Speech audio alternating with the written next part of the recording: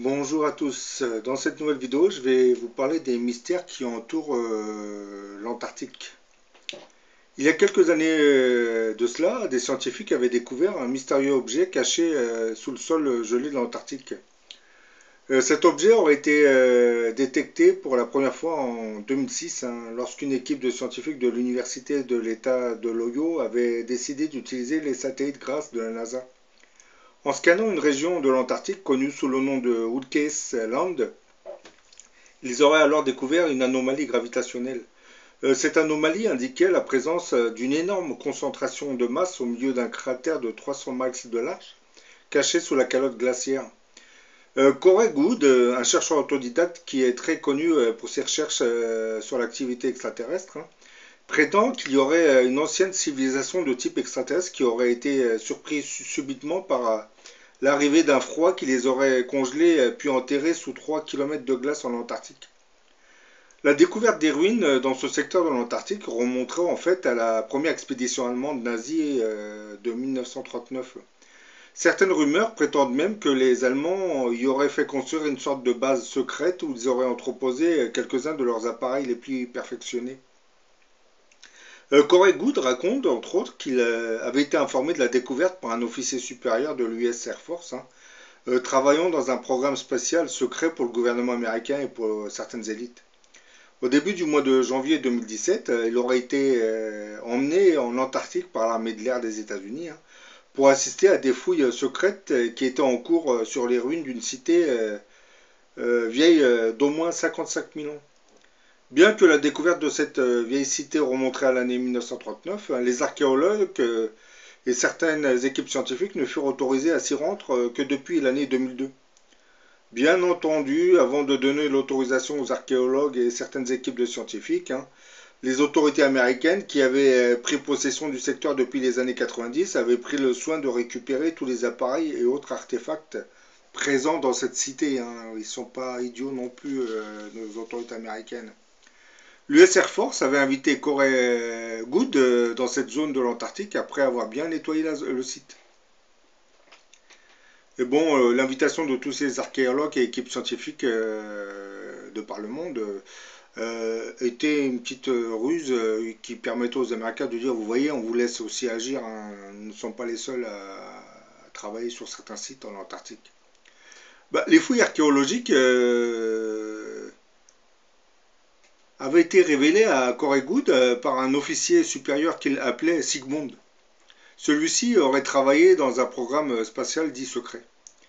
Ce fameux Sigmund aurait fini par divulguer certaines révélations concernant les fouilles archéologiques qui seraient menées par les autorités américaines dans ce secteur de l'Antarctique. D'après leur découverte, il s'agirait là d'une civilisation dirigée par des créatures pré-adamites qui pouvaient mesurer jusqu'à plus de 3,50 m de haut, ayant des crânes assez allongés. Dans cette cavité sous la glace de l'Antarctique, les archéologues et scientifiques américains auraient découvert trois énormes vaisseaux de forme ovale, ce qui confirmait l'origine extraterrestre de ces créatures préadamiques. D'après les dires, ils seraient arrivés sur Terre il y a de cela plusieurs milliers d'années. Dans l'un de ces trois vaisseaux, qui d'après les dimensions paraissaient gigantesques, on y aurait trouvé beaucoup de vaisseaux plus petits à l'intérieur. Ce qui sous-entendrait que nous étions en présence de véritables vaisseaux mers qui se seraient posés à une époque où le continent de l'Antarctique n'était pas encore recouvert de glace. La civilisation pré-adamite, du moins sa partie basée en Antarctique, aurait été gelée instantanément lors d'un événement cataclysmique qui aurait eu lieu il y a de cela environ 12 000 ans, avant Jésus-Christ. Et étrangement, 12 000 ans avant Jésus-Christ correspond à la date de destruction de l'Atlantide qui sombra sous les eaux de l'Atlantique. Probablement qu'à cette époque, les pôles de la planète pivotèrent de plusieurs degrés pendant le cataclysme, et certaines régions au climat tempéré basculeront progressivement vers les zones, du moins vers la zone des pôles de la planète. Et cette fameuse civilisation qu'on trouve au Groenland, pré-adamique, se trouvait dans l'une de ces zones au climat tempéré. Suite au cataclysme, le continent sur lequel elle vivait se retrouvera en l'espace de quelques jours sous un climat glacial. Donc la civilisation pré-adamite, du moins une fraction de celle-ci basée en Antarctique, avait été gelée assez rapidement à cause de cet événement qui s'était produit il y a 12 000 ans avant Jésus-Christ. Et ce phénomène explique entre autres le mystère des cartes des mers où on retrouve certaines régions du pôle sud dégagées des glaces. C'est explicable, hein. Ces cartes avaient été conçues et réalisées par la civilisation de l'Atlante, hein, et bien avant le déluge, et lorsque il y a 12 000 ans de cela, il y a eu le cataclysme, toutes ces régions qui étaient tempérées vont se retrouver sous la glace.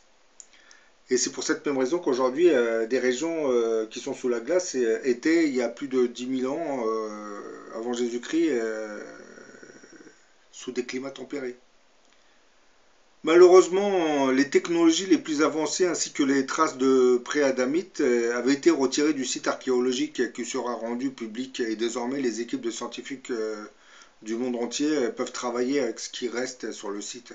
Parce que comme je l'ai dit tout à l'heure, les autorités américaines ont pris le soin de prendre ce qui les intéressait. Corey Goode expliquera par la suite qu'il aurait réussi à visiter une zone de l'Antarctique qui n'avait pas encore été explorée par les autorités américaines. À cet endroit, tout était resté intact. Ils auraient vu l'étendue d'une civilisation qui avait été gelée instantanément. Goode décrira des corps tordus, crispés dans différents états de congélation instantanée. La catastrophe qui s'était abattue sur le continent était manifestement pas prévue. Elle avait surpris toute la civilisation qui était présente sur ce continent. Corey Goode constatera entre autres que les pré-adamites étaient très minces. Il était évident en voyant leur corps qu'ils avaient évolué sur une planète avec un environnement gravitationnel beaucoup plus faible. Outre les pré-adamites, Goode aurait également vu de nombreux types d'humains de taille normale, dont certains avaient des queues courtes, alors que d'autres avaient des crânes allongés semblables aux pré-adamites. La conclusion que Goode en avait tirée était que les pré-adamites conduisaient des expériences biologiques sur les humains indigènes de la planète il y a de ça plusieurs milliers d'années.